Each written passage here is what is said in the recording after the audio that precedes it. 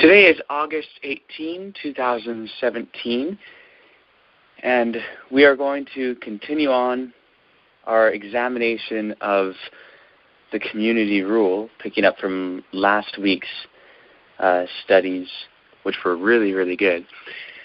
But before we get into that, let's ask our Heavenly Family to guide us. Eloheinu, our mighty ones, thank you so much for guiding us to realize how ignorant we have been and how our beliefs have been founded upon error, and we have really just had a wrong way of going about doing life in so many ways. And thank you for correcting us in this. Please help us to learn how to think and to behave in the best possible way. Help us to be progressive people. Help us to be activists for the sake of truth. And help us to really make a difference in this world. So in tonight's meeting, please help us to practice again the right principles of acquiring a knowledge of the way things really are. Thank you. We ask this B'Shem Tzemach, in the name of Branch. Amen. Amen. So, as I mentioned, last weekend's studies were excellent. And, last Saturday night, I had a huge smile on my face during that study. And I'll tell you guys why.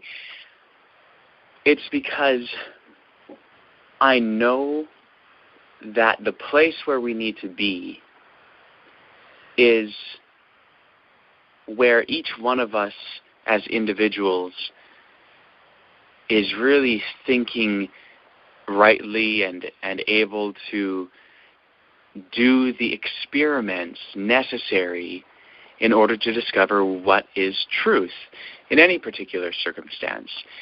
And I do so much talking about this sort of thing, encouraging people to experiment and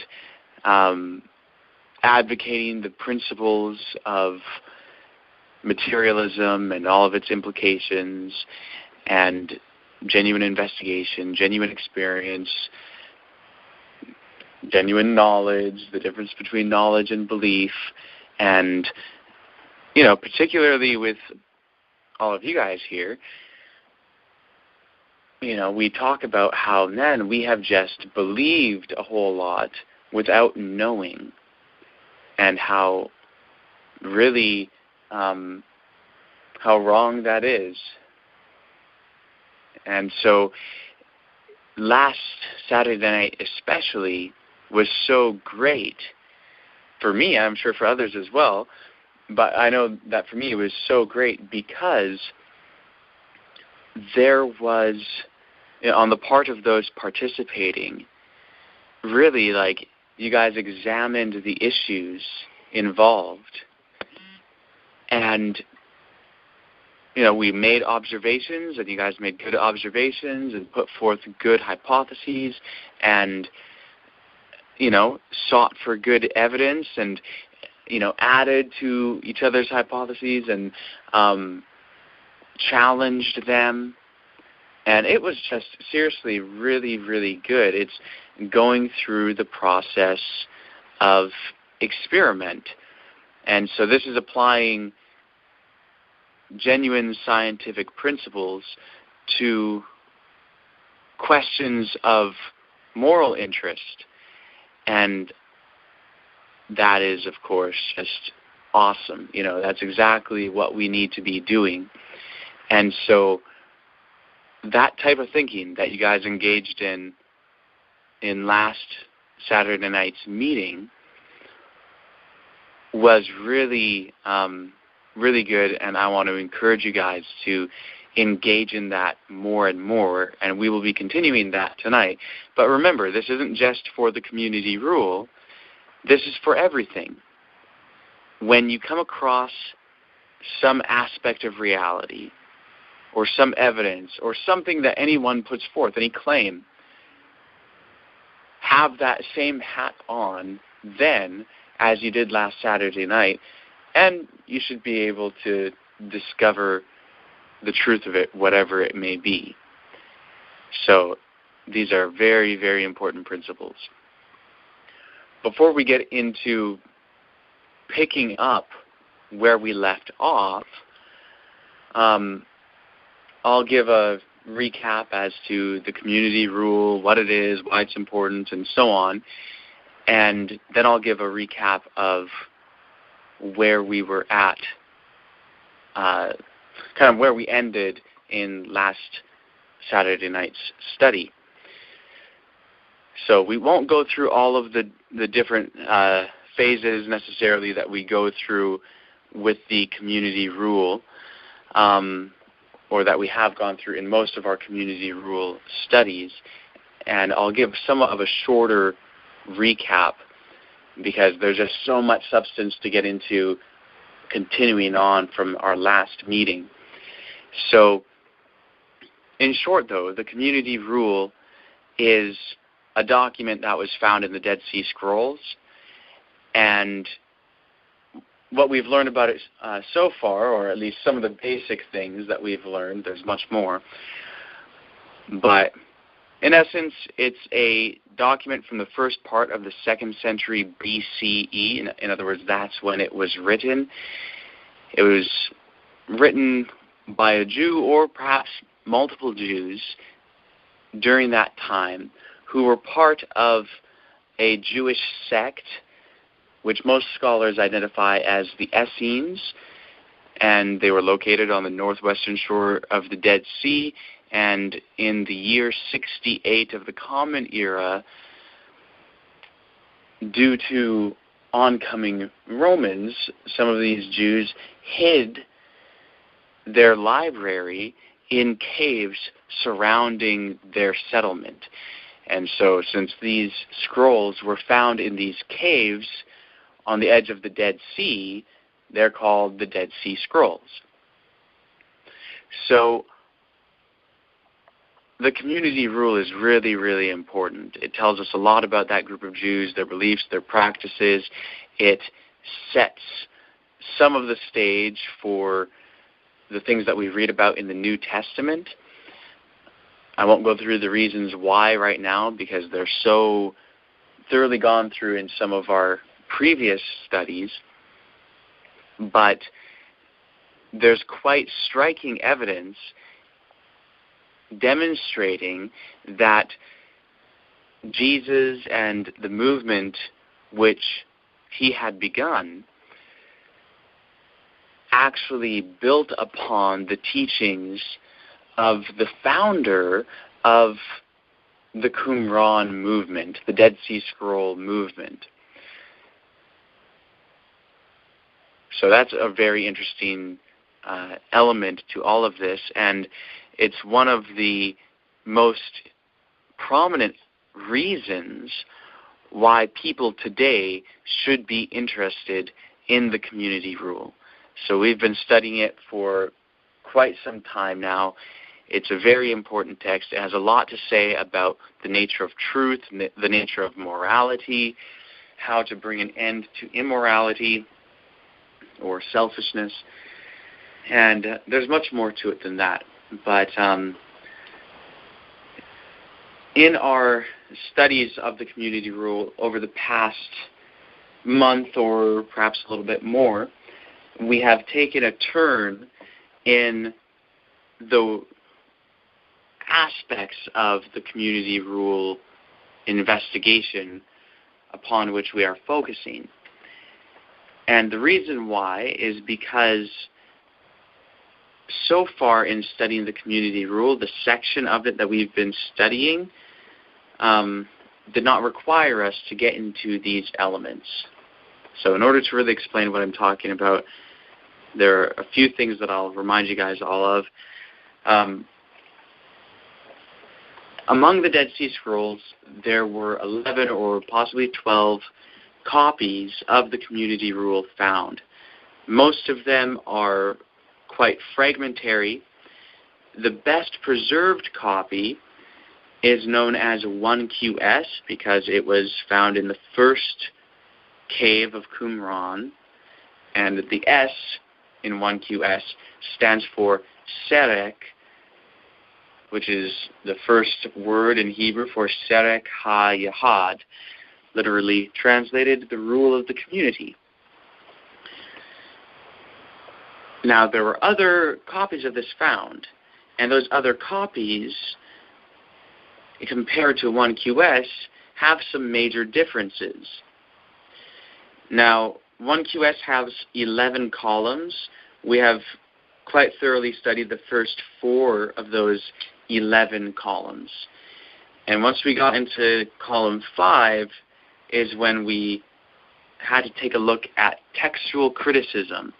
That is the detailed comparative analysis of all of the available manuscripts of this particular document in order to discover the history of the wording of the text.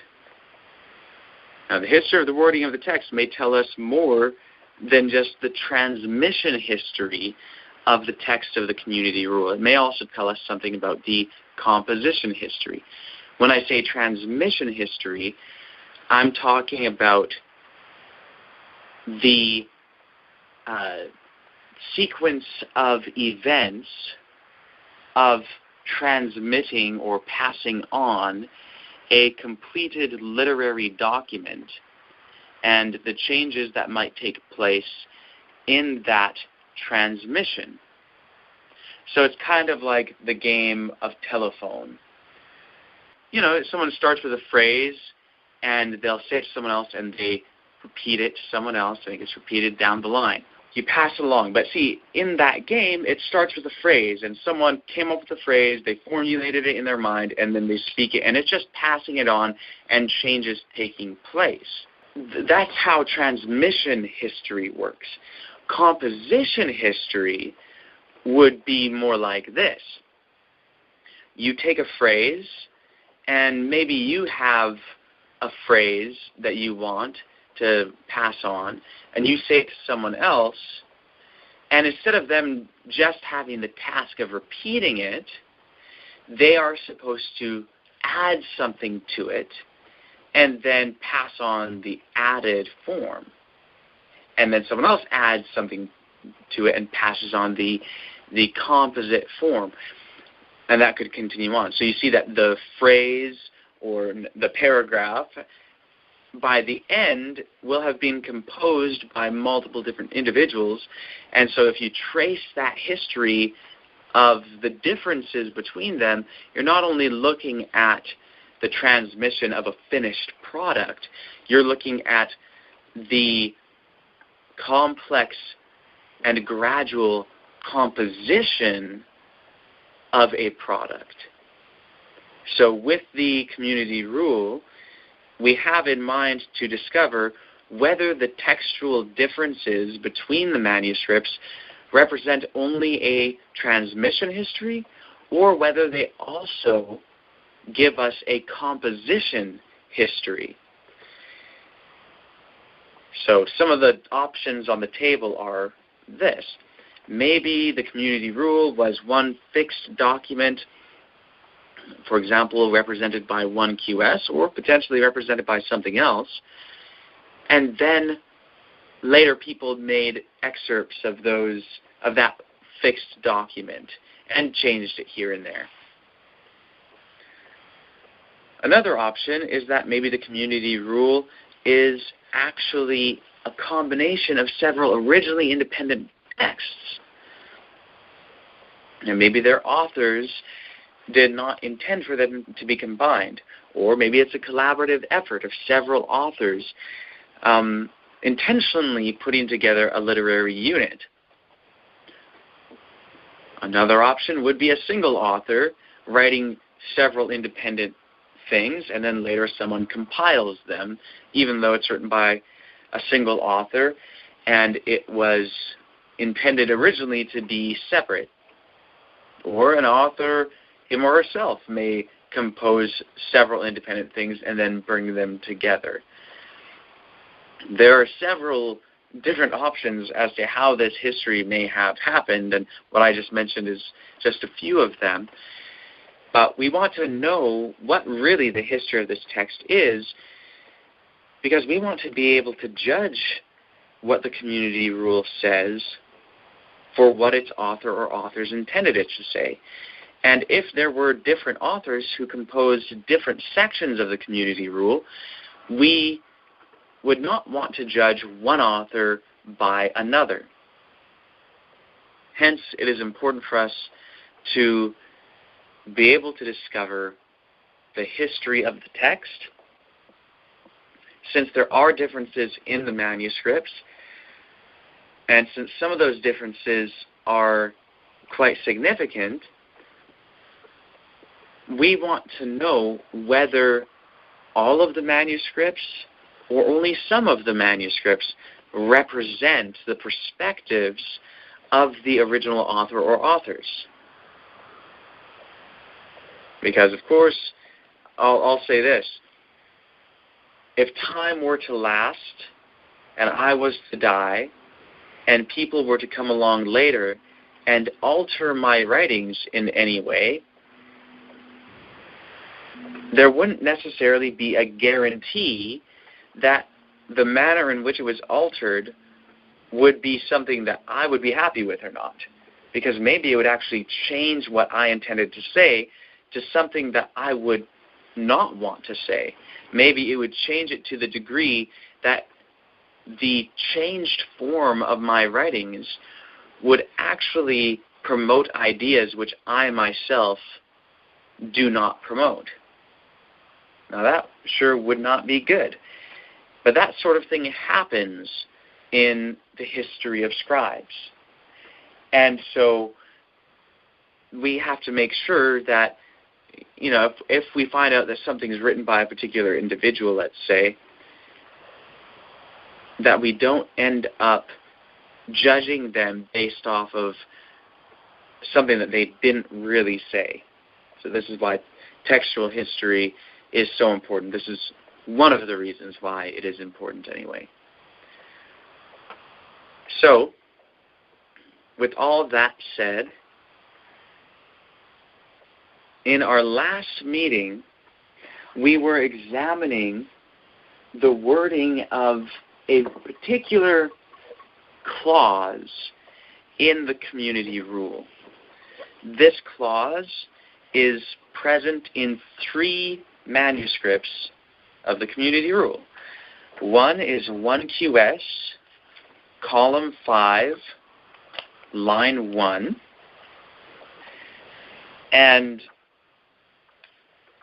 or I should say 1QS, column 5, part of line 1, or line 1B. And then the other 2 manuscripts which contain this clause are found in cave 4. One is identified as 4QS, manuscript B, and let me just find the specific reference here.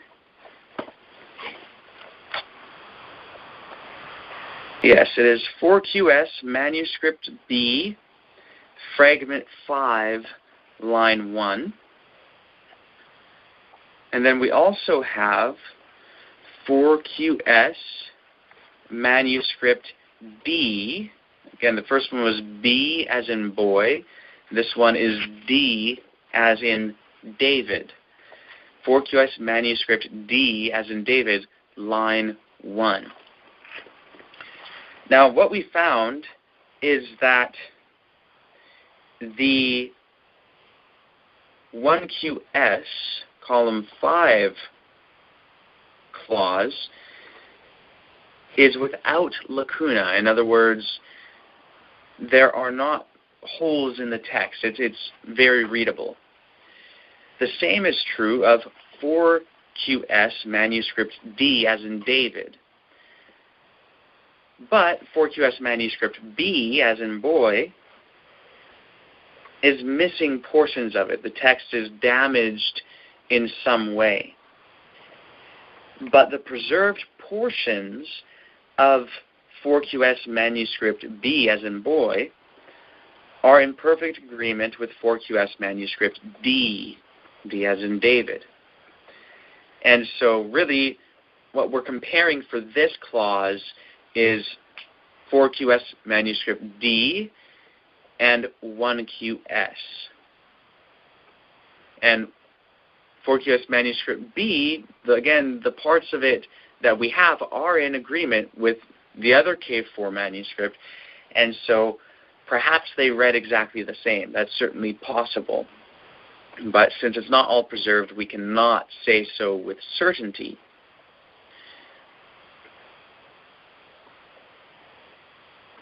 Another thing to keep in mind concerning these manuscripts is their relative dates. Again, their dates have been established by paleography, which is the study of the form of the letters at different periods of time, thus tracing a history of scribal practices in terms of the form of the letters.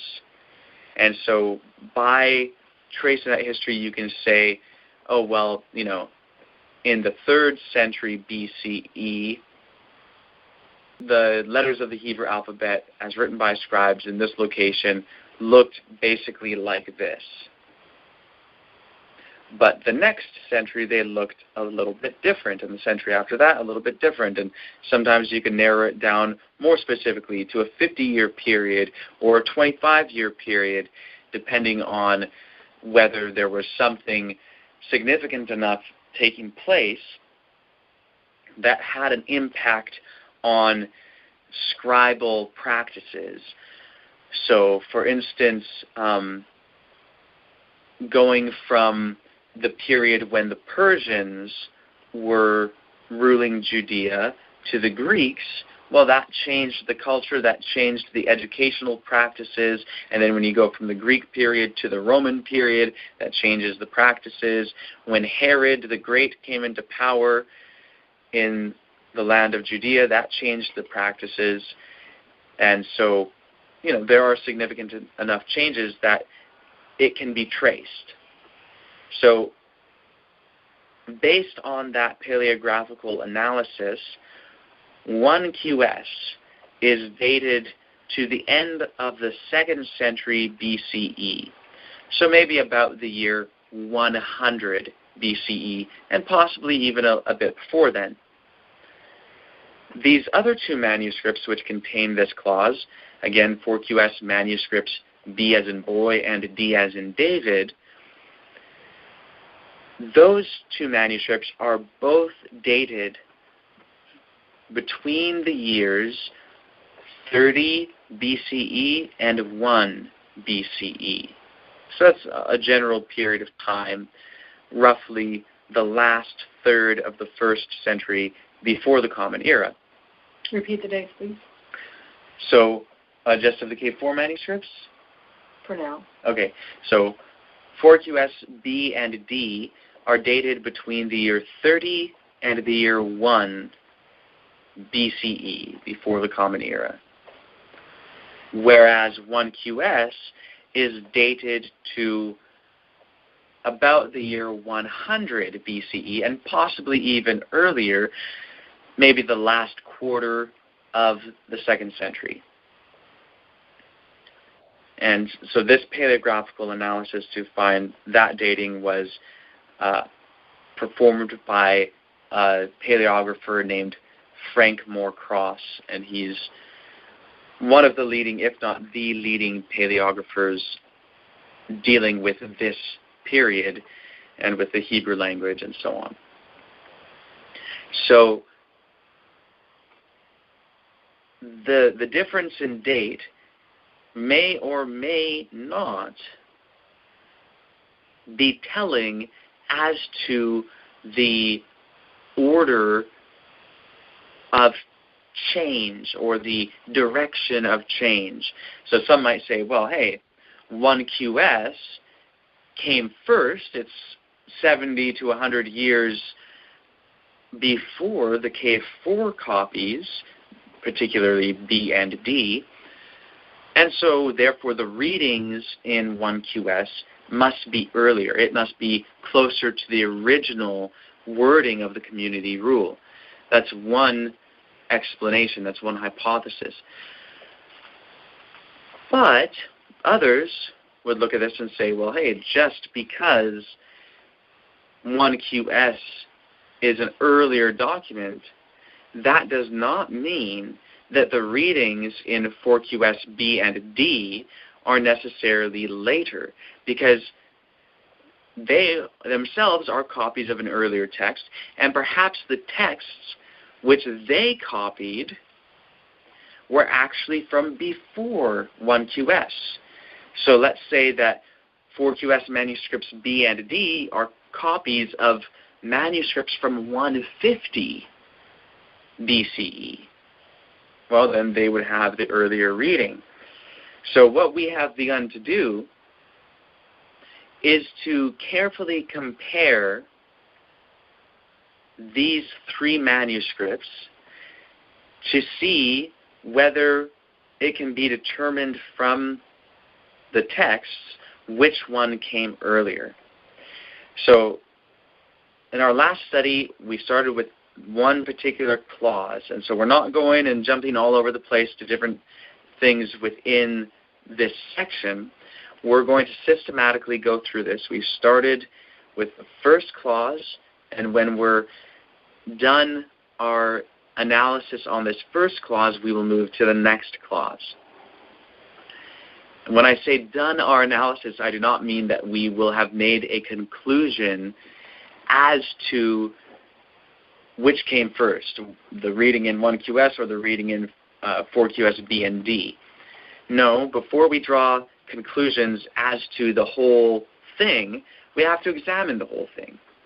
We have to be careful in comparing them and to take every bit of evidence into account, rather than looking at just one bit of evidence, coming to a conclusion on that, and projecting that onto the whole thing.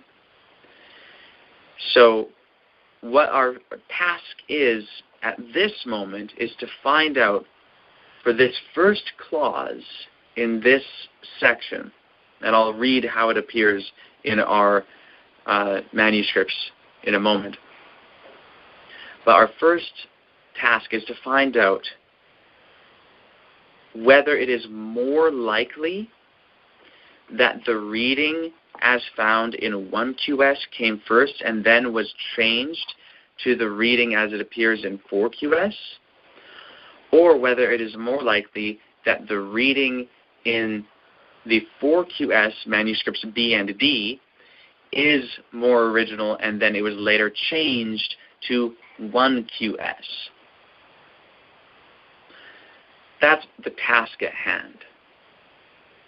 So, I will briefly recap the hypotheses put forward in our last meeting and the discussion that we had concerning them, and we will move forward. And if I forget any aspect of this, when I'm done, I'll ask you guys if you have anything to add to what I said, and then you can add something if need be. And if not, then we'll go back into our analysis. So, I'll start with reading the clause as it appears in 4QS manuscript D.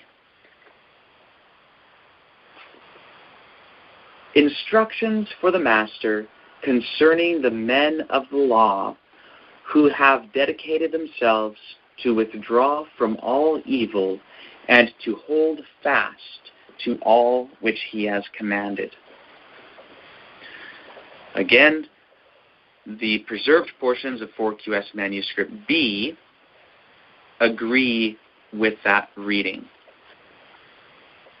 Now, the same clause in 1QS, column 5, line 1, reads as follows. This is the rule for the men of the community who devote themselves to turn away from all evil and hold fast to all which he has commanded as his will. So one of the first things that we did was to observe the differences between these two readings. First, in 1QS, it says, this is the rule for the men of the community. Whereas in 4QS, it says instructions for the master concerning the men of the law. So that's quite different. Now, here in 4QS, it's the men of the law who have dedicated themselves to withdraw from all evil and hold fast to all which he has commanded. And in 1QS, when it talks about the community, it says the community who devote themselves to turn away from all evil and hold fast to all which he has commanded. So that phrase, referring to those who devote themselves or dedicate themselves to turn away from all evil and hold fast to all that he has commanded, that phrase occurs in both of them. And in 1QS, it's referring to the men of the community, whereas in 4QS, it's the men of the law. So perhaps it's talking about the same group just by using a slightly different term. Perhaps. That's something to investigate. But one of the significant differences is the fact that in 1QS, it simply says this is the rule for those people who devote themselves to turn away from all evil and hold fast to all which he has commanded. Well, in 4QS, it's talking about that group of people, but it doesn't say instructions for the men of the law who have dedicated themselves, etc., etc. No, it says instructions for the master concerning the men of the law who have dedicated themselves, etc., etc. So the person or people group for whom these instructions are is different in each manuscript. So, 4 manuscripts say that it's for the master, and in 1QS it says that it is for the community. Now, it's not like it's a total contradiction, because in 4QS it's for the master concerning the men of the law who have dedicated themselves to withdraw from all evil and hold fast to all which he has commanded. So it's still, the instructions are concerning them, but in 4QS manuscript D and B, it is instructions for the master. Another difference, of course, is in the 4QS manuscripts, it's instructions, whereas 1QS, it's the rule. Now, another difference that we noted is the fact that in 1QS, the grammar is a little bit awkward, and perhaps we should say it is incomplete. And the reason why we say that is because partway through the sentence, it says, hold fast to all which he has commanded.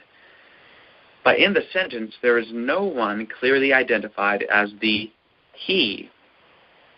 It says, this is the rule for the men of the community, that's a plural group of people, men of the community, who devote themselves, plural, to turn away from all evil and hold fast to all which he has commanded as his will. Well, there you have he and his,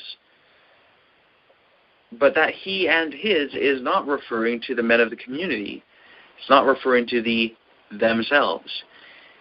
It's referring to someone else who is not mentioned in this particular reading. In 4QS, manuscripts B as in boy and D as in David,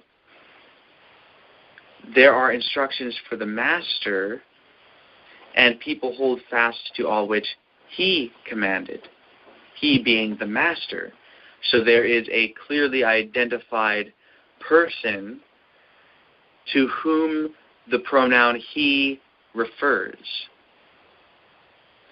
Lastly, we noted that there is a phrase in 1QS at the end of this clause which is not present in either 4QS manuscript B or D. That is the phrase, as his will. All which he has commanded as his will. As his will is not in the K4 manuscripts. So those are our observations. This is step 1, making observations. Step 2 is putting forth hypotheses in order to explain these observations. Now, obviously, if we put forth a hypothesis which does not actually explain all the observations and is in fact contradicted by some of the observations, then it wouldn't be the greatest hypothesis. So what we want to do is form a hypothesis and then test it to see whether it accounts for all the observable facts and whether it's supported by the observable facts or falsified by the observable facts. So one of the things that we're learning in this is that we're going to put forth hypotheses and then we will be personally unattached to whether our own hypothesis is true or not. So in order to go through this process, we need to make sure that we're not afraid to say something as a hypothesis, even if it's wrong. And someone else may challenge it and say, you know what, I don't think that that's correct because, and then they can list their evidence. Or someone might say, you know what, I think you're right on that, and here are some reasons why. Or perhaps another person may not be sure themselves, but put forth what might be further evidence or challenges to a certain hypothesis. And in fact, we should even test and challenge our own hypotheses. So this is definitely what we want to do, and last Saturday night was great in this regard, how we were able to put forth hypotheses and challenge them and also further strengthen them and that sort of thing. So some of the hypotheses which we considered are, first, the idea that these two readings represent and reflect two different historical circumstances. One thought would be that 1QS, being the earlier of the manuscripts, represents an earlier historical circumstance in which there was a rule for a group of people, and that's the rule recorded in this column, in this section, I should say. And then later, the historical circumstance changed in that a master or an instructor or some sort of teacher rose up or was appointed, and then that teacher was given the instruction to teach these individuals this rule. So that's a hypothesis with a historical setting to it. Now, some of the things that were provided possibly in favor of that hypothesis are that, perhaps it is the case that 1QS came earlier because it is kind of grammatically awkward and has at least one seemingly redundant or unnecessary phrase, that is, as his will at the end of the clause. And it seems more likely that someone would later change the wording of 1QS to be what it is in the K4 manuscripts because they're smoothing it out grammatically, making it a better grammatical sentence, and getting rid of the redundancy of the phrase as his will, because, or according to his will is another translation. Because, of course, whatever he is commanding is according to his will. So you naturally want to maybe take that out because it's unnecessary for it to be there. Whereas it seems a little bit awkward for someone to have the text as it is in Cave 4, where the sentence is grammatically sound, you have someone identified for the pronoun he, and you don't have this redundancy. Why would someone make it more grammatically awkward and add a redundancy? Seems not really like something someone would do. So that's evidence or proposed evidence in favor of that hypothesis. Now, another hypothesis is that really one could say that historically speaking, it might be just as likely and potentially even more likely that the reverse historical circumstance might be the case. Perhaps originally there was a teacher or an instructor or a master who taught the community rule, taught the instructions given in this section which we are beginning to study, but then at some point he died, and then the community found themselves in a new historical circumstance without a teacher. And so they then altered the text of the community rule to reflect their current circumstances, because if it says instructions for the teacher and there's no teacher, well, what are we going to do? So this is just, okay, we know that this is what the teacher taught us, and this is a writing that he left behind, so we know that this is for us, it's concerning us, so let's just say the rule for the men of the community, etc., etc. So that's a proposed historical change, and some of the proposed evidence in favor of that hypothesis is that it seems a little odd to think of how how the community rule could have developed without a teacher to begin with, especially seeing as the various manuscripts in 1QS talk about a teacher being there, and you have the teaching of the two spirits, which we know comes from the teacher of righteousness. And also, historically, we know that the teacher of righteousness arose before 1QS was written. The teacher of righteousness, according to the Damascus document, arose sometime in like the 170s or 160s BCE.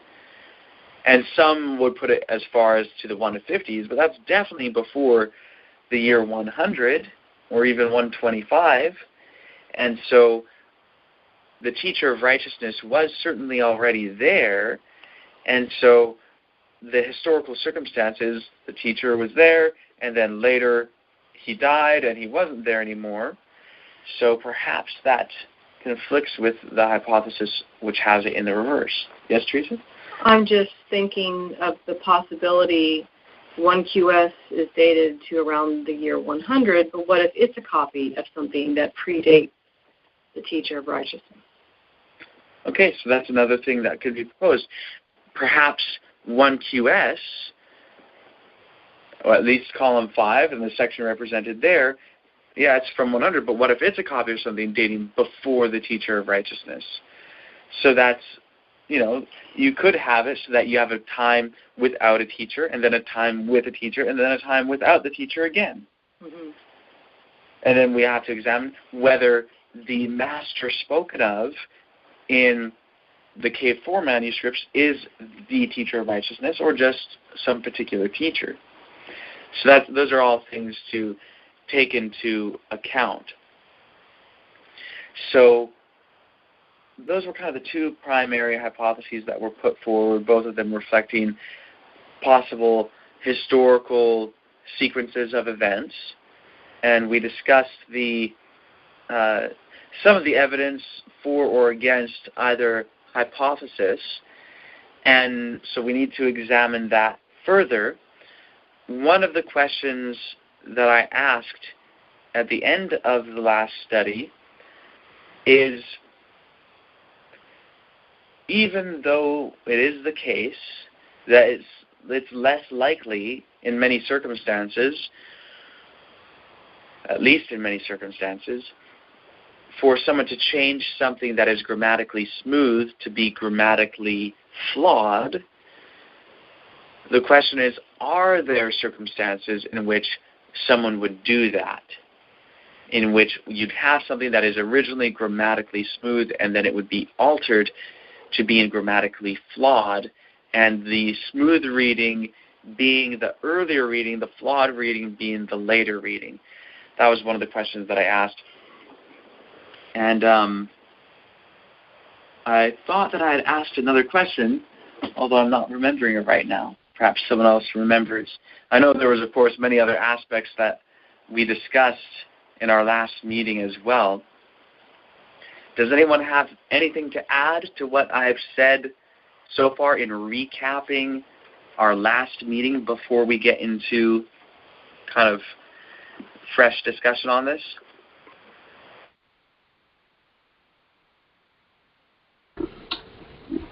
Trent, I think that other question was what Teresa had just commented on. Is it possible that 1QS could be preserving an earlier reading? That was, I believe, your second question, if I'm not mistaken, because I had written the first question, if you have two manuscripts with a better grammar, does it make sense that it could come later? Sorry, I'm having a hard time with my own. Yeah, so anyway, the first question that you had mentioned, I wrote it down.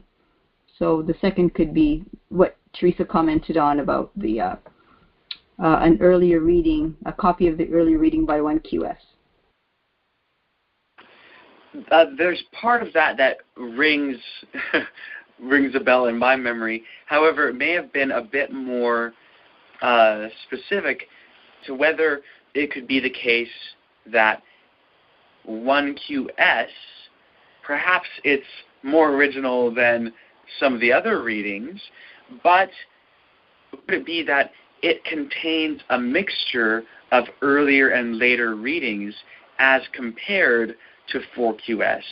Because perhaps 1QS as a whole is a combination of several different documents, and then, and some of those documents go back to a time in the life of the teacher of righteousness, perhaps, and Teresa's saying perhaps some even earlier, and then maybe some coming after.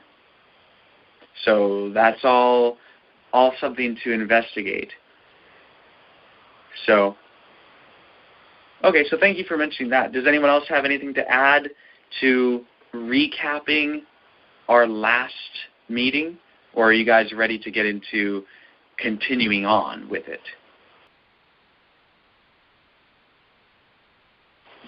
I don't have anything to add. Okay. Well, let's get to continuing on with this examination again then. Let's start with that first question. What do you guys think? Is it always the case that where you have two readings, one that is grammatically smooth and one that is grammatically awkward, that the smooth one is always the later one? Or can sometimes the awkward one be the later one? I don't know of any examples, but the word always gets my attention. Okay, interesting. Anyone else? One case that I could think of is the kind of the documentary hypothesis, where the original, reading of like the J or the E source would have been smoother than the redacted version that reads kind of funky. That is an excellent example. Mm-hmm. Yes. So, when you compare the combined telling of, let's say, the flood story in Genesis 6 to 8, and you read that as we currently have it in the book of Genesis, there's some conflict within the text. Like, it seems a little awkward, like some things aren't really all that clear because it seems to conflict with itself in different places, and it's just not all that smooth. Some of it is kind of repetitive, and what's up with that? But then when you separate it out into its two independent sources, they each read far more smoothly on their own. So that's an instance of two things being combined to get a more awkward reading than the original of either of them. Another example of that is in the Numbers 16 story, the story of Korah, Dathan, and Abiram. In its present form that we have in the Pentateuch today, it is somewhat awkward and conflicted. But when you separate it out to its two independent sources, each narrative is very coherent and flows perfectly fine on its own. So that's an instance to show how the awkward reading is not always the earlier reading. Sometimes it started out smooth and someone made it rough. But it wasn't just for the sake of making it rough. It wasn't just for the sake of making it awkward. So here's the question. Since some of the time the smooth reading can be the earlier reading and the awkward one the later reading, and some of the time the smooth reading is actually the later reading, the cleaned up version, and the earlier reading is the awkward one, how can we tell the difference when, as to when it's one or the other? Can you reword that question, please? Sure. So first what I'll do is I'll make a statement, and then I'll ask the question in a more simple form. So the statement is that it is true that sometimes the direction of change goes from awkward to smooth. So it has something that's awkwardly worded, perhaps grammatically imperfect, and then someone changes it to smooth it out and make it grammatically better and all of that. Sometimes that is the direction of the change. But it is true that other times the direction of change is the reverse. Sometimes it is the case that you start with something smooth and someone changes it and it ends up being more awkward, less perfect in its grammar and the flow of the content. So the question is, how can we tell which it is in any particular instance? Can you understand my question better when I put it like that? I think I understand. I'm just sorting it out in my brain right now. Sure, yeah, no problem. I'll phrase the question in a slightly different way. What criteria can we use, or what indications can we go by in order to let us know whether someone changed an awkward text to be smooth or whether they changed a smooth text to be awkward?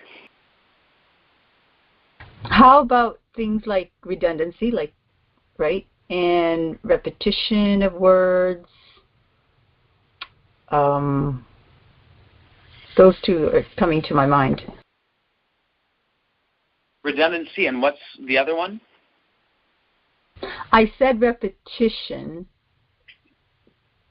possibly. Okay, so that's kind of the same as redundancy then.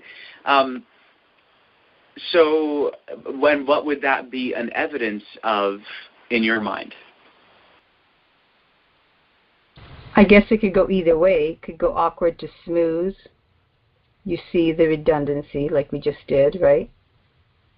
And then something's omitted to make it smoother and more coherent. Okay, so is that to say that in your mind, if there is a redundancy, that is evidence in favor of the idea that someone, like that the redundant text is the earlier one and someone changed it to be a smoother one? Is that what you're saying? Right. Okay, so does anyone want to challenge that or to agree with it or to, put forward something in favor of that idea?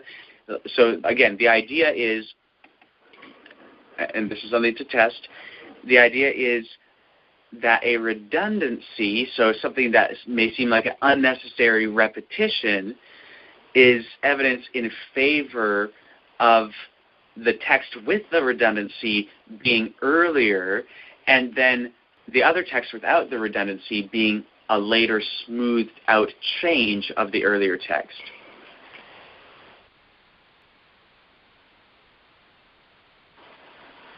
So does anyone think that a redundancy in the text is not evidence that the text with the redundancy is earlier than the one without it? Feel free to challenge each other. Anna won't be offended. Okay, I'm challenging myself again. Yeah, it doesn't necessarily have to be that way, because there could be other reasons why a smooth sentence could be before an awkward, because different times in history people have spoken the language, or how could I say it, the way we speak, like sometimes, like we're in the era of slangs right now, right? So do you know what I'm saying? So it all depends how people spoke for their period of time could also determine that factor. So are you basically saying that perhaps like someone might change it to be more redundant just because they happen to live at a time where the habits of speech changed in such a way that people just became more redundant? Basically, yes. Okay, so that's a possibility. That time would go on and people would end up just formulating a different way of speaking where they might include that.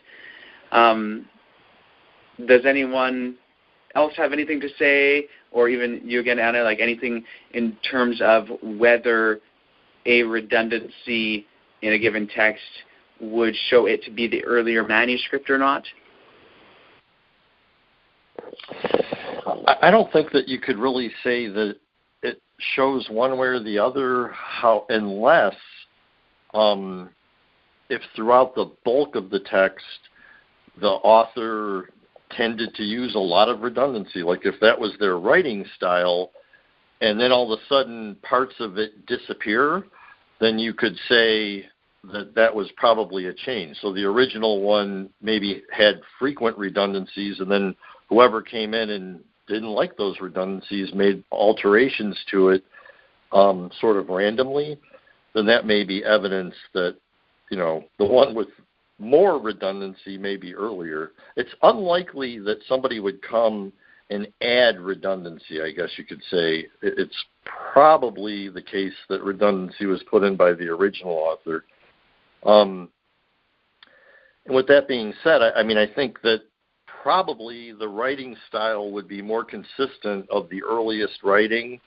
Probably. It's not a slam dunk, but you could make a case that most likely the original author would have the exact same writing style or a similar writing style throughout the entire piece, as opposed to, it would be evidence that somebody's come in and doctored it if the writing style kind of jumps all over the place. Okay, yeah, I hear what you're saying.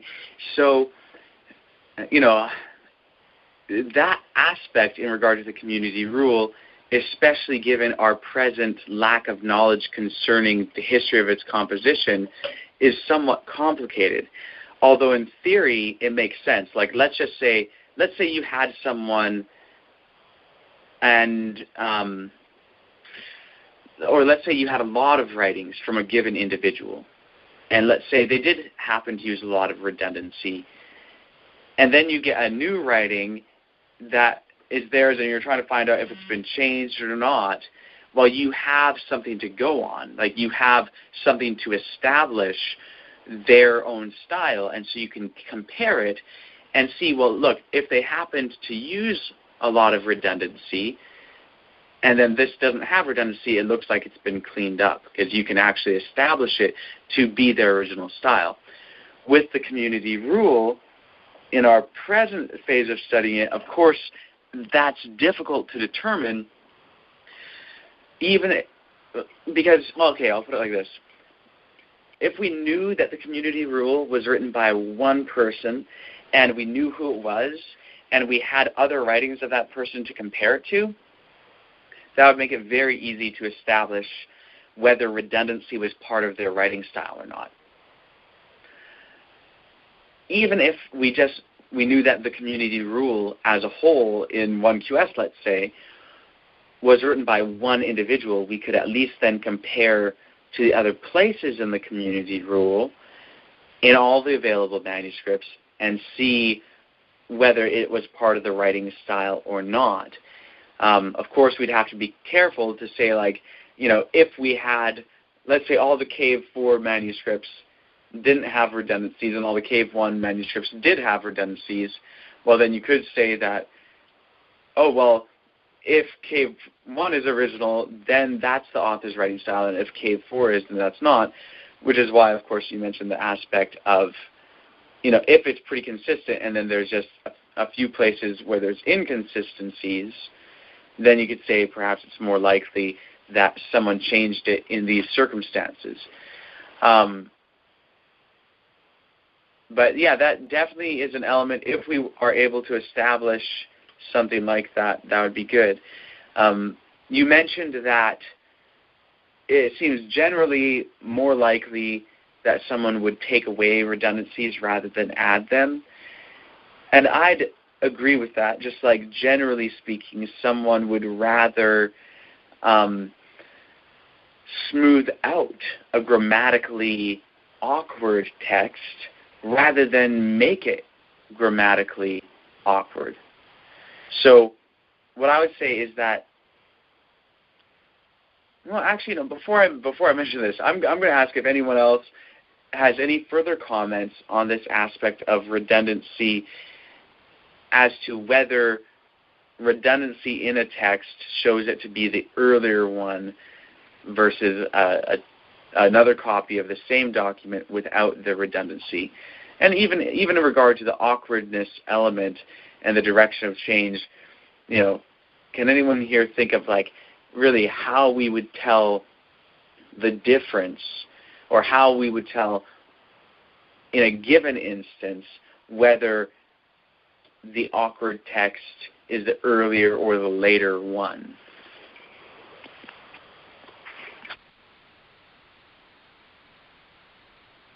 I mean, one way to do it would be to study the other writings that were found, that were known to be written by the same author, in this case, the teacher of righteousness, most likely. But, whoever else, other writings that were claimed to be written by the same author, we obviously this requires a lot of study, but you can look at their styles and their principles and their redundancies or whatever, and the same style of redundancy or whatever, and compare, and that would be another aspect you can look at. For sure, yeah. People do this with Paul's letters, really study his writing style and then compare claimed letters of Paul to the ones that are pretty much certainly written by Paul as one of the means of kind of testing whether Paul actually wrote it or not. So it can be used to help establish authorship, and it can also be used to establish change. Any other thoughts from anyone?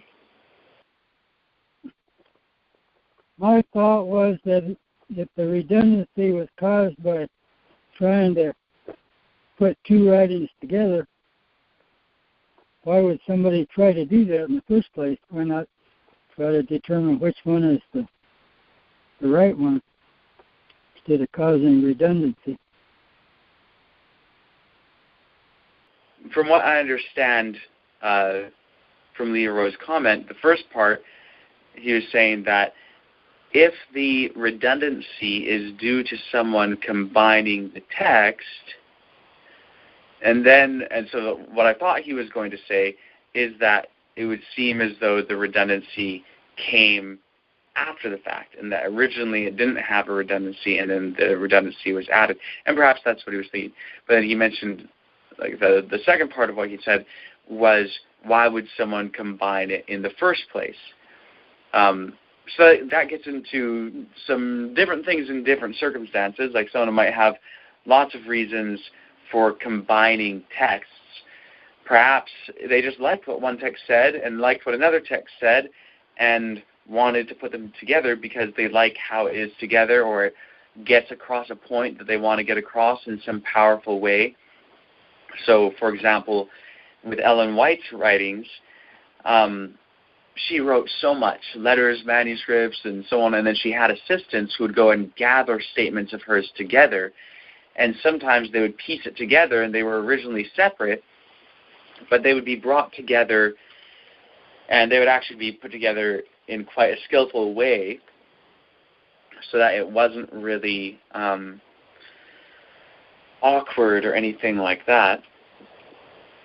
And then they would publish it in a book or whatever.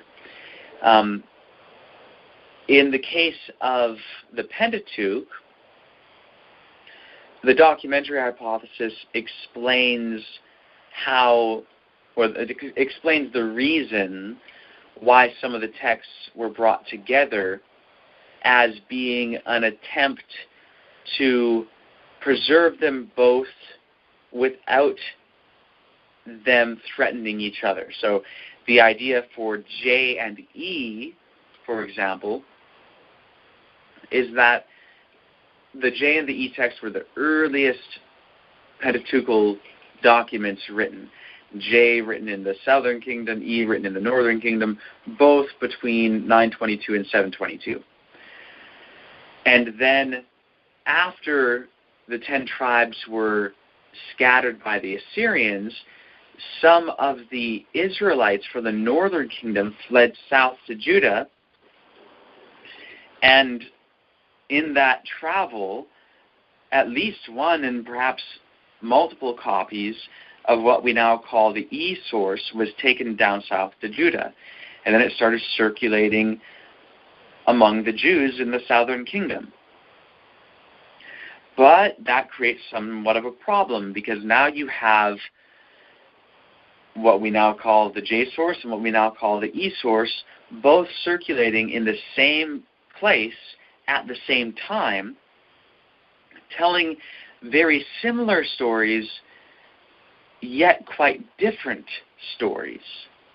And in some places, those stories conflict with each other. And so one reason that you might have for combining those two stories is in order to try and harmonize them together, to say, oh, it's not really two different stories. They really go together. They really work together. and so let's combine them, and so they don't threaten to discredit each other. Tatian, in the 2nd century of the Common Era, did the same thing with the 4 Gospels in the New Testament. He combined them all together, and people have referred to that as a gospel harmony. And there's still people, from the 2nd century all the way up till today, people make gospel harmonies. They combine the various accounts in the Gospels together in order to kind of hold them together as one story, rather than, well, that's a story there and this is a story there, and they're about the same thing, but they differ in their details and thus conflict. We might say, no, they actually go together. So, like in one gospel says that Judas died in a field and his stomach burst open or something like that, and in another gospel it says that he hanged himself. Well, a gospel harmony will take those two things together and say, okay, well, he hung himself and then he fell and his stomach burst open and he died. So that's a way to kind of blend those two stories, to harmonize them. The same thing if you read the various Gospels in the New Testament and ask, what are the last words of Jesus? Well, in one Gospel it's one thing, in another Gospel it's another thing, in another Gospel it's another thing. So if you combine them all together, then you have Jesus saying a whole lot on the cross. So it's a way of combining them. The same thing with the documentary hypothesis. And in the Pentateuch, you have discrepant texts combined in an attempt to harmonize. So if you ask the J source, how long was Noah's flood? The answer is 40 days. If you ask the P source, how long was Noah's flood? The answer is, oh, well, it's like over a year or something like that, 15 months. So the combined version says, oh, well, it's not really that in one it's 40 and the other it's over a year. They blend together. There's 40 days of this thing happening, and then another period of time of another thing happening, and you kind of blend them together in order to harmonize them so they don't seem like two very discrepant stories. So that's why someone might combine texts together. Now, I'm glad that you asked that question, because I think it does relate to how, or at least one of the factors as to how we can tell whether a redundancy is evidence of the redundant text being earlier or later. So does that help answer your question, Leroy? Yes, it helps to answer the question of why they did it, but it still seems kind of deceptive. They're not inspired people doing it, are they? And they're changing it for all the other people that are going to read it later. It just seems a little underhanded, maybe that's the only way they could get rid of the difference. But anyway, that's my 2 cents worth, I guess. Well, there might be some elements of that, and we can't get into all the reasons why someone might do that, and it's probably different for different individuals. But I know that that's how we all did it, right? When we read things from different authors and different places in the Bible that seem to be discrepant, or in some instances really are discrepant, and we think that both are true, so we want to find a way to harmonize them. And it's not necessarily malicious. It's just that, well, this says that and that says that, and I consider both of these sources to be reliable and good, and so I have to find a way in order to hold them both in my mind as being true. And if I just say what they want to say, I can't really do that, so I have to bring them together. And it's not that the idea of bringing things together is necessarily wrong, and it doesn't always lead you to the wrong conclusion either, because, in a court of law, you might have multiple witnesses who saw different things, and perhaps their accounts are somewhat discrepant, but you want to find out what in each account is actually valid, and then use all the valid elements from all the accounts to piece together the picture of what really happened. So there's an element to some of that, or something similar to that anyway, that is totally valid and good. But I have to say that what is most often done with harmonizing different accounts is not the same as finding out what's true from each account and using that to form your picture of what actually happened. So the difference is, the good way to do it is that you let each account say what they want to say, and you don't conflate one account with another, but you say, what can I learn about reality from one account? And then you ask, what can I learn about reality from this other account? And then your picture of reality is informed by the verifiable elements of all the available accounts. But you don't try and blend one account with another, and then you miss the actual accounts of both. That's the bad way to do it. The bad way to do it is blending everything together so you can't even tell the difference between what one person said and another person, and then you end up with a picture of things that's different from everything.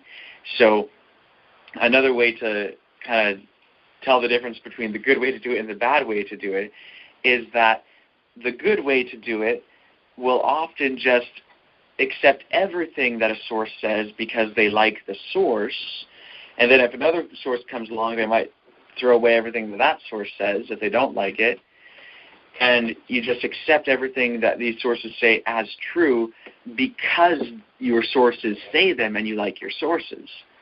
That's not a good way to do it. The good way to do it is you say, I'll look at all the sources and what can I verify from each source, and then only that which can be verified will be taken as, part of my picture of reality. So one is critical in nature, where you examine it for evidence, and the other is based on preference. So that's kind of where you can tell the difference between them.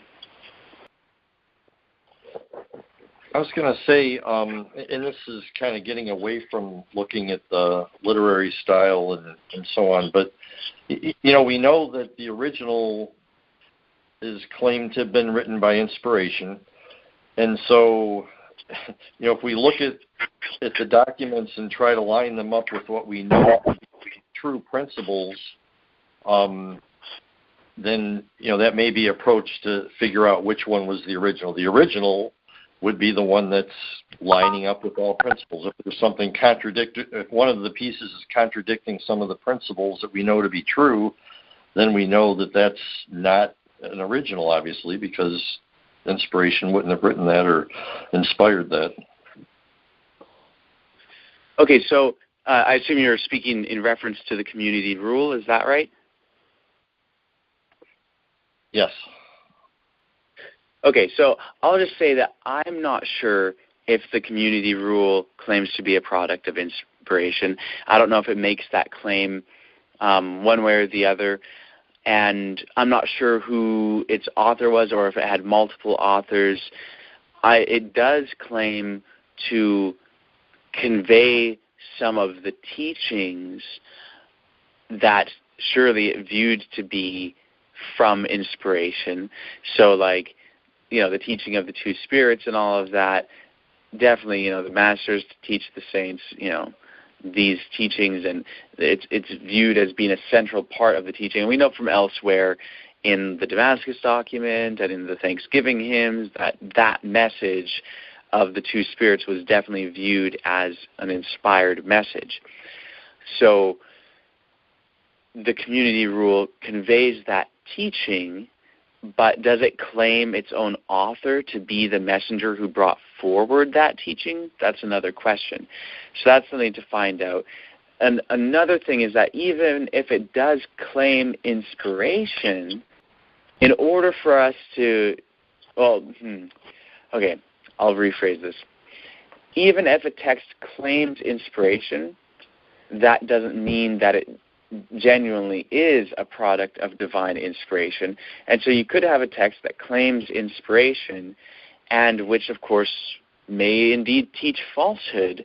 And so we couldn't use our understanding of what truth really is in order to say what it originally said, because it may, even if it claims inspiration, be a product of satanic inspiration, or it may be a false claim to inspiration. If we can determine something to be actually a product of inspiration, then of course we could say, okay, well, we know, like let's take Ellen White, and we know her teachings from all these different places. She wrote a whole lot. So we know her teachings. We know that she claimed inspiration. We know that she was an inspired messenger. And so if you get a reported saying from Ellen White, and you can see that it actually is in conflict with what we know to be her teaching from her own writings, and that the claimed teaching of hers, a claimed saying, actually contradicts truth, then we can say, yeah, you know what, we know that this is not something that she said, or at least she didn't say it how it's reported to have been said, because it conflicts with what we know her to have said. There's more that I have to say on this point, but our phone is about to cut out, so I'll call right back. Okay, thank you guys for your patient wait. Okay, so I was just mentioning how, in a circumstance like, let's say we have something with Ellen White, and we actually, I'll give you a concrete example of this. There's a report of a statement by Ellen White. Basically, she was on her deathbed, and someone asked her, if we are to expect another prophet or another messenger or something like that. And Ellen White, signaled over to some of her books that were sitting beside her. And she said something like, what is written is sufficient. Something like that. What is written here is sufficient. Okay, so that, of course, isn't something that we have from Ellen White herself. That's a report of something that she said. And it is taken to mean that she was saying that, what I have written is sufficient. There won't be any more prophets or messengers or anything like that. What I wrote is sufficient to take you through. Now, obviously, we can compare that to what Ellen White herself taught, and we can verify that that type of idea, for her to say that, is actually contrary to what we know that she wrote, because we have her writings.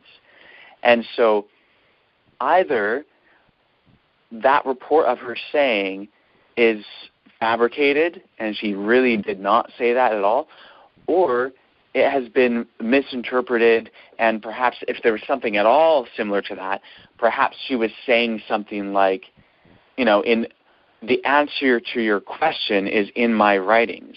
What I have written is sufficient to answer your question. And then you go to her writings and she talks about how there's always be an increase of light, and how there will be more messengers, and we're proclaiming the third angel's message and preparing the way for the message and the messenger to follow, and so on and so forth. And so, either you can use that sort of thing where you say this is by an inspired messenger, and we know what they taught, we know what they wrote, and so clearly this is in conflict with their teaching, and it's unlikely that they would have said this. So in regard to the community rule, if we can determine that there was, let's say we have two manuscripts, and one is in agreement with the teachings of the teacher of righteousness, and one is not in agreement with the teachings of the teacher of righteousness, and if we can determine that the community rule was written by the teacher of righteousness, well, then it may be that the one that is in harmony with what we know of the teacher of righteousness is the original one, and the other one was a later change or something like that. However, I will say that it is a bit more complicated than that, because I'll give you one example. In Shepherd's Rod, Volume 2, I believe it is, Victor Houteff comments on the 7 trumpets, and he says that the 7 trumpets in Revelation represent the principal political and warlike activities of the nations during the gospel period. That's 1932.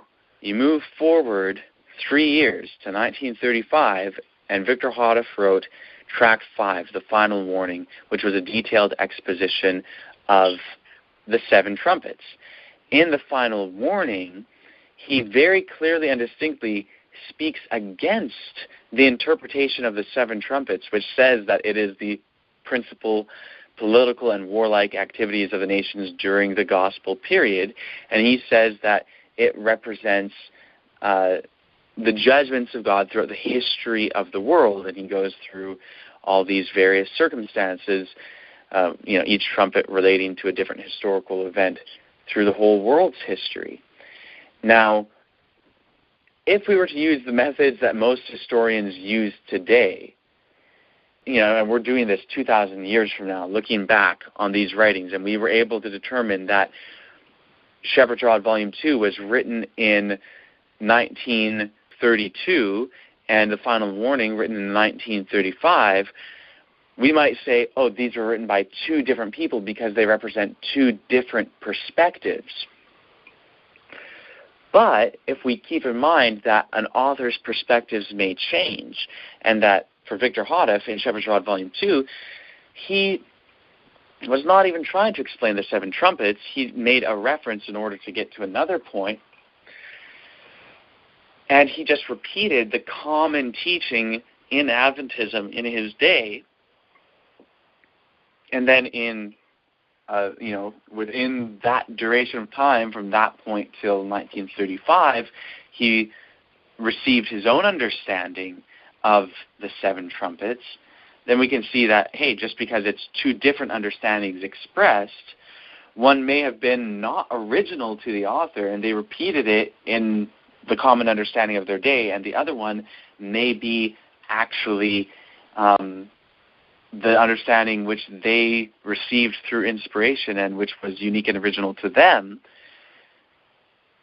Well, then it may be written by the same person. So you may have 2 different versions, let's say, even of the same text, and one has a statement which is, let's just go with the community rule thing. Let's say we have 2 versions of a given text, or 2 readings of a particular clause, and one has an expression that is not quite in harmony with what we know from the teacher of righteousness from the Thanksgiving hymns, and then another one is in perfect harmony with what we know of the teacher of righteousness from the Thanksgiving hymns. And let's say we know that this passage was written by the teacher of righteousness. Well, maybe it's the case that the one in harmony with what we know of the teacher of righteousness was written by him, and the other one was a later change. Or it could be that both were written by the teacher of righteousness, and one was earlier, but it was representing the common understanding of the day, and then he had a revelation and thus revised his language to better express the message that he received. So those are both options, and for me to say it could be one or the other isn't to say that we can't tell the difference. We might not be able to tell the difference, but there actually might be evidence in a circumstance that would be able to show us which way it was, one way or the other. So it's a bit more complicated. But in order to really apply that aspect, that method of looking at the teachings of a teacher and seeing what's in harmony with inspiration and what's not, that can really only be used after we establish who wrote it, if it claims to be written by inspiration, if it actually is a product of inspiration, and then we can kind of use that method. But first we have to determine those other elements. So does that kind of address the aspects that you brought up, Ed? Yes. Okay, cool. And as I was talking, I think I may have heard someone, possibly Leroy, say something else too. Did you have a comment, Leroy? Was the thing I heard about her on her deathbed. Somebody asked her, "Is there another prophet to come after you?" And she said, "I don't know." It says in these books there's an outline of everything to happen, something like that. But you think she would have known? The Bible itself says there's going to be prophets till we all come to the fullness and stature of Christ. So, plus she said God uses one man to take a work so far, and then he raises up another one that can take it farther. So you think certainly, yeah, a little more positive answer. Right. So I'm not sure. I'm not familiar with the version of that which says that she said that she doesn't know. So that would have to be looked at to see what the actual original report of that saying is, because you have whatever the original report is, which may itself be an alteration of an original event, and then beyond that you have reports, or basically different versions of that original report. It's actually right. This actually reminds me of something from Monty Python's The Life of Brian, and it's quite a quote-unquote sacrilegious film, but it had a lot of elements where it's kind of bringing in what was then modern scholarship. Of course, this was in the 70s, but there's a scene where Jesus is teaching, and he has this huge crowd gathered around him, and the scene is focused on some people in the back of this crowd. So they're quite a ways from Jesus, and it's kind of hard to hear him and all of that. And so they're trying to listen, and they're trying to make out what he's saying, but they can't hear him all that clearly, so there's some misunderstandings. And he said something, and someone says, "What? Blessed are the cheesemakers? What's so special about the cheesemakers?" And the other person beside him says, "Oh, come on. It's a metaphor. He's referring to all manufacturers of dairy products." And it's all in joke. It's a joke, but the point was, it's kind of saying like, hey, there's all this disagreement about what Jesus said and what he meant, and in the Gospels one says he says one thing, and then another says he said another thing, and and then there's all this interpretation of what did Jesus really mean, and that's been going on for centuries and centuries. And the kind of humor of this is to say that that could have been going on even right there as Jesus is speaking. Someone could have heard him wrong. He says, "Blessed are the peacemakers," and someone thinks he says, "Blessed are the cheesemakers." And then here they are making an interpretation of that saying when they don't even have the saying right, Right. So that's kind of what we're trying to avoid, right? Like, we want to find out what does something really say and judge it based off of what it says, rather than build an interpretation off of something that isn't even the original thing that was said. So, really important. Anyway, we've been on for an hour and 40 minutes, so we should start to wrap this up. But I want to bring it back to really the focus of the meeting, and that is we're trying to determine for this particular clause in the community rule which is original and which is not original.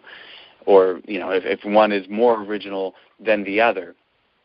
So again, in Cave 1QS, the clause is saying that there's, this is the rule for the men of the community who have devoted themselves, I'm not actually looking at it right in front of me, but who have devoted themselves to, abandon all evil and to hold fast to all which he has commanded as his will. And then in the Cave 4 manuscripts, particularly in manuscript D, because that's the one that's actually wholly preserved for this clause, it's instructions for the master concerning the men of the law who have dedicated themselves to abstain from all evil and to hold fast to all which he has commanded. Okay, so we're talking about which direction did the change go? Is the Cave 4 stuff the earlier stuff? Are those the earlier readings?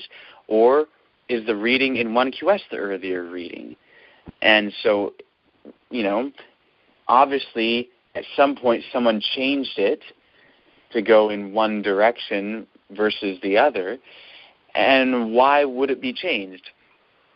So, we're talking about the fact that in 1QS it has awkward grammar. It mentions a he and a his, but there's no one specified as the he and the his. And it has a redundancy as his will, or according to his will. Whereas in the Cave 4 manuscripts, that redundancy is gone, and the personal pronoun he does actually have a subject. It's referring to the master.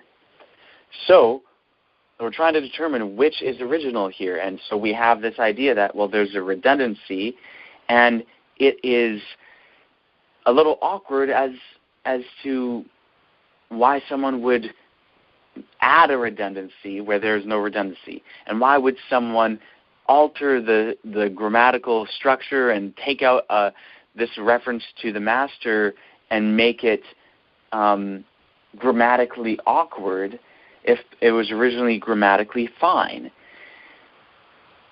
Or, so basically, did someone do that? Did someone add redundancy and make it awkward? Or did someone smooth it out and remove redundancy? So it might seem like the more natural explanation is that someone is smoothing it out and removing the redundancy.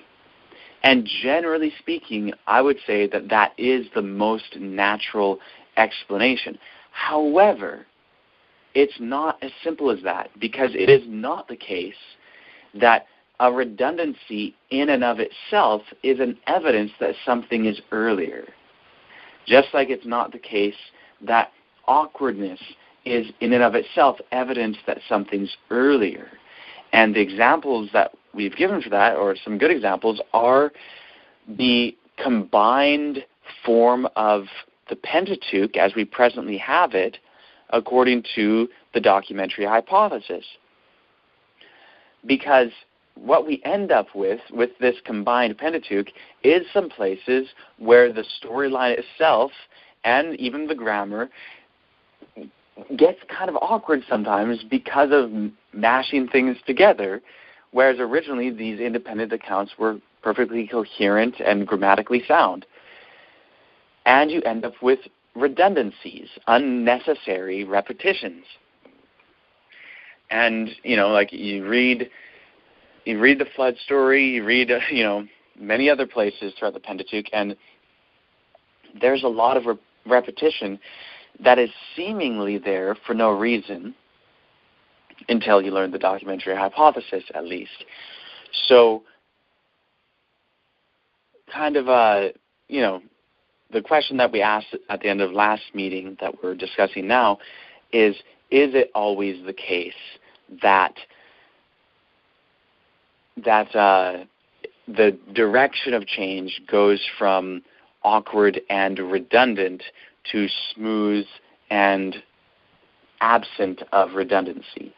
And I think that that's been answered tonight, that no, that's not always the direction of change, but something which I don't think has been fully kind of expressed is how you can tell in a given instance which direction the change is in. So I think we'll end up kind of wrapping it up tonight, and then tomorrow night we'll start with that to address which direction the change is in and how can we tell. That's the key. How can we tell in any given instance whether in the community rule or not? But of course we're wanting to find it out for the community rule in the context of these investigations. But even generally, like in principle, how can we tell if we have two texts and one is awkward and redundant and the other is smooth and lacking redundancies? How can we tell whether it changed from the redundant awkward text to the smooth non-redundant text, or whether it changed from the smooth text lacking redundancy to the awkward redundant text? What clues might there be within the texts to let us know which way it was, which came first? Obviously, we can't just use the fact that something's awkward or redundant. There should be something to indicate to us whether the redundancy was removed or whether it was added, whether the awkwardness was removed or whether it was added. So that's what we'll get to in tomorrow night's study. So be thinking about that in the meantime, and then tomorrow night I'll ask that question and we can examine really how we can tell, and then we'll apply that to this circumstance. So, as I said, I think we should wrap it up. We've been on for almost 2 hours now. If you have any further comments or questions on this, again, we'll be going through it tomorrow night. Only, like, for right now, if someone has a question that is just, like, really short, really quick, and really on topic that you're just dying to have answered before we end the call, then go ahead and ask it. But otherwise, would someone like to thank our Heavenly Family, and then we'll end the meeting?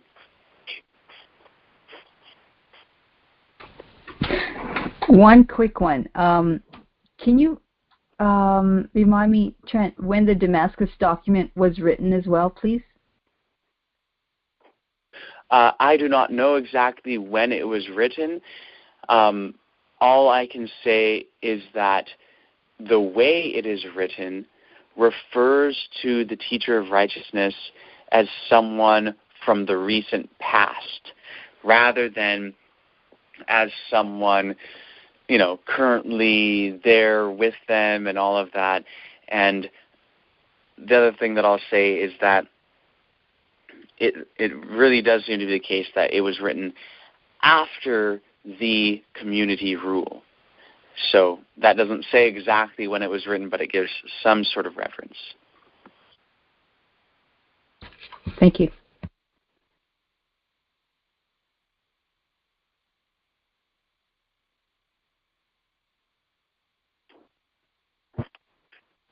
I'll pray.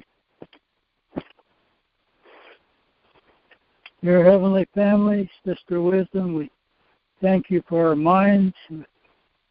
Forgive us that we haven't used them like we should. Thank you that you're going to teach us how to use them again. We give you our wills to do whatever you have to do. In the name of the branch, we thank you for this time together. Amen. Amen. Amen. All right. Lila Tov. Amen. Shabbat Shalom. Good Good night.